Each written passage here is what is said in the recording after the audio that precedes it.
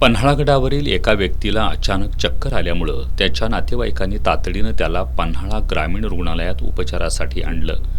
मात्र त्यावेळी ड्युटीवर असणारे वैद्यकीय अधिकारी दिगंबर टोणपे यांनी मद्यपान केल्याचं नातेवाईकांच्या निदर्शनास आलं.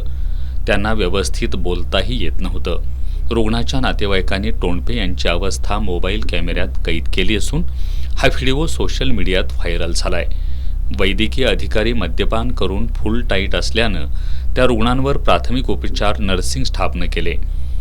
त्यानंतर पुढील उपचारासाठी त्या रुग्णाला तातडीनं कोल्हापूरमध्ये हलवण्यात आलं.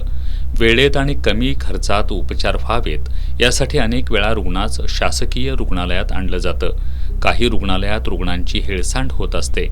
मद्यपान करणाऱ्या डॉक्टरांच्या अवस्थेमुळं पन्हाळ्यावरील नागरिकांनी नाराजी व्यक्त केली असून ग्रामीण रुग्णालयातील कारभारावर प्रश्नचिन्ह उपस्थित केलं जात आहे.